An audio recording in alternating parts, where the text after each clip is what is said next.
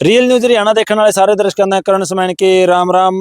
फुलद गांव में मौजूद हूँ। 2023 में इसी जगह से घग्गर नदी का जो बांध था वो टूटा था और वहीं पर मैं मौजूद हूँ। सहयोगी से कहूंगा वो तस्वीरें दिखाइए जहां से घग्गर नदी का बांध टूटा था और बांध टूटने की वजह से सिरसा तक की जो फसल थी किसानों की वो तबाह हो गई थी। काफी जो गांव हैं वो जल की चपेट में आए थे और आज फिर जो घग्गर नदी है उसका जल स्तर लगातार बढ़ रहा है। अगर ये अनहोनी फिर होती है तो सिरसा तक का, हरियाणा का जो सिरसा शहर है वहां तक का जो क्षेत्र है इस पानी की चपेट में आएगा। हरियाणा यहाँ से मात्र 8 से 10 किलोमीटर की दूरी पर है और आप देख सकते हैं जो बताया गया है अभी तक कि इस घग्गर का जल स्तर है जो आज लगभग 2 से 2.5 फुट बढ़ चुका है और ये बांध है जो इस पर किसान मौजूद हैं। उन किसानों से हम बातचीत करेंगे कि किस तरह से जो किसानों पर है वो खतरा है जो मंडरा रहा है, क्योंकि जो ये बांध है फुलद गांव का जो बांध है ये पिछली बार टूटा था और इसकी वजह से काफी जो किसान हैं वो बर्बाद हो चुके थे। हमारे साथ किसान मौजूद हैं, उनसे बात करेंगे। सर नमस्कार। नमस्कार जी। सर क्या बताएंगे, 2023 में यही बांध टूटने की वजह से सिरसा तक के किसान हैं जो वो बर्बाद हो गए थे, तो अब भी जल स्तर घग्गर नदी का लगातार बढ़ रहा है, क्या कहेंगे? चलो करण भाई, पहले तो आपका बहुत बहुत धन्यवाद। परम जी का भी जो भी आप 2020 से किसानों की आवाज उठाते आ रहे हो, आपका यहाँ पहुंचने पर घग्गर पर बहुत बहुत धन्यवाद। और मैं ये कहना चाहता हूँ भी जो पानी है, पानी का सत्र जी, पानी का सत्र वैसे पहले से सुबह मैंने 11 बजे वहां निशान लगाया था मकोड़ साहब के पास, 6 इंच पानी चढ़ा है जी। मैं बेनती करूंगा सभी साथियों से, किसान मजदूरों से कि आज की रात और कल की रात मतलब इसको पूरा पहरा दें। मैं सभी से किसी चीज की, कोई भोजन की, कोई किसी चीज की जरूरत नहीं, हमारे को जरूरत है पानी और गट्टे और बंदों की। इस वजह मैं अपील करता हूँ आपके चैनल से ज्यादा तादाद में यहाँ पहुंचे रात को, क्योंकि कई जगह ना बंद बैठ जाता है। इस वजह से फुल्द पहुंचो, फुल्द मकोड़ साहब जितना भी एरिया मूंड तक मैं सभी से अपील करता हूँ। मैं आपको एक और बात कहना चाहता हूँ, ये नीचे देखो 11 फुट 11 फुट धरती इस पानी से 11 फुट नीवी है और मतलब अपना पानी है जो इस धरती से 10 फुट ऊंचा चल रहा है।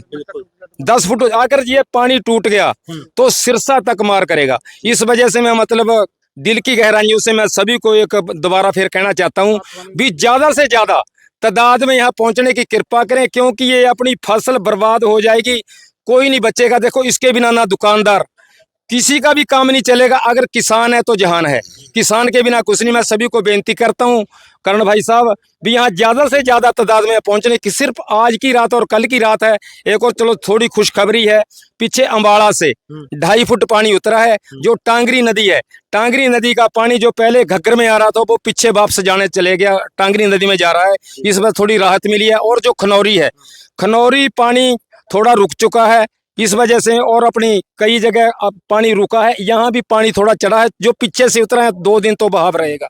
इसमें सारे से दोबारा फिर अपील करता हूँ आपके चैनल से भी ज्यादा से ज्यादा तादाद में अपने मकोड़ साहब से लेकर जो यहाँ का पीछे भी दुनिया बहुत है, पटियाला से लेकर सारे दोनों तरफ किसान खड़े हैं, मौजूद खड़े हैं। मैं सभी को दोबारा फिर अपील करता हूँ भी ज्यादा से ज्यादा संख्या में आज की रात और कल की रात यहाँ पहुंचने की कृपा करें। जी। तो जी क्या आप क्या कहना चाहेंगे? आप बता रहे थे, क्या कहेंगे? सर जी हम भी यही कहेंगे ज्यादा से ज्यादा लोग यहाँ पे आए। आप कहाँ से हैं? हम भी हांडा पिंड से हैं जी। जी। हम भी यही कहेंगे जी, फतेहाबाद से रतिया तक के लोग यहाँ पहुंचे जी। यहाँ आदमी की बहुत जरूरत है जी, रात को बहुत ज्यादा दिक्कत होती है जी। पानी अगर यहाँ से टूट गया तो 15 फुट नीचे गिरेगा जी, तो ये दोबारा लगेगा नहीं जी। अगर इसको पहले ही संभाल लेंगे तो व्यवस्था बनी रहेगी जी, नहीं तो खतरनाक है जी काम यहाँ पे। आप कहाँ से हैं सर? कासमपुर से। तो आप क्या कहेंगे, आपके यहाँ पर पहुंचे हैं? रात को बंदे चाहिए जी, बात जी। ये रतिया फतेहाबाद तक मार करेगा जी। खतरा है? हाँ खतरा पूरा है जी। प्रशासन का कोई सहयोग मिल रहा है? प्रशासन का हरियाणा में तो नहीं मिल रहा, पंजाब में तो है सहयोग। हाँ जी। डॉक्टर साहब क्या कहेंगे, आप लगातार यहाँ पर सेवा दे रहे हैं, आप देख भी रहे हैं, क्या सिचुएशन है घग्गर नदी की? सिचुएशन तो ऐसे है जी, देखो कई जगह से बंद बैठा भी है। वैसे लगातार जो हमारे किसान भाई हैं और भी जो लगे हुए हैं, लगातार रखवाली और जो सेवा कर रहे हैं, उनका पहले तो बहुत बहुत धन्यवाद। और जो आप यहाँ पर पहुँचे हो, आपका भी बहुत बहुत धन्यवाद, जो आपके चैनल के राही ये जो आपकी खबरें आगे पहुँचा रहे हो।